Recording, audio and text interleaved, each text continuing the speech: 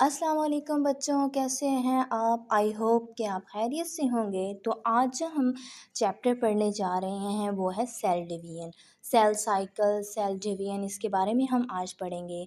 Cell division असल में होता क्या है? सेल डिवीजन होता है कि सेल का डिवाइड करना। सेल डिवाइड करता क्यों है? बिकॉज आगे से होता है कि इन करना नंबर ऑफ़ सेल्स को, तो इसलिए क्या होता है, सेल डिवीजन बहुत ज़रूरी होती है।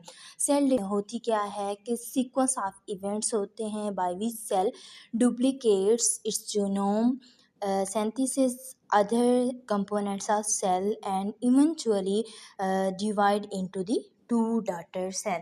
एंड पे क्या हो जाता है कि वो दो में डिवाइड हो जाता है। वन बाय वन केट होता है, ठीक है, क्रोमोसोम्स लाइक।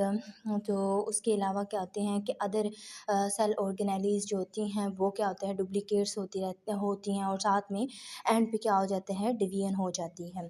सेल साइकिल को हम दो तरह डिवाइड करते हैं। एक होता है इंटरफेस, ठीक है, और दूसरा होता है एम फेज। इंटरफेस जो होता है हमारे पास, उसमें उसको हम रेस्टिंग फेज़ कहते हैं। हालांकि रेस्टिंग फेज़ इसको मतलब ऐसे ही नाम दे दिया गया है।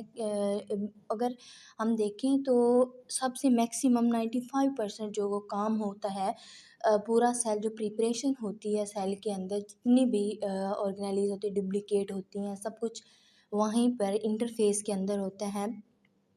और इसके बावजूद भी इसको रेस्टिंग फेज़ कहा गया है, लेकिन ये एक रॉन्ग स्टेटमेंट है। अब इसको रेस्टिंग फेज़ कह दिया गया है तो हम रेस्टिंग फेज़ कह देते हैं, ठीक है। एम फेज़ क्या होता है? एम फेज़ में हमारे पास सेल जो डिवीजन होती है वो प्रॉपर वे में होती है। उसके बाद इंटरफेस को आगे हम तीन में डिवाइड करते हैं, G1, S1 और G2 फेज़ आते हैं, ठीक है। G1 को गैप 1 फेज़ कहते हैं, दूसरा एसेंथेसिस फेज़ होता है और गैप 2 फेज़ होता है। देन हम एम फेज़ पे आते हैं। ये इसमें हमें 5% बस टाइम लगता है ये फेज़ होने में, ठीक है। इस पे ही आगे माइटोसिस या मियोसिस होती है एंड पे।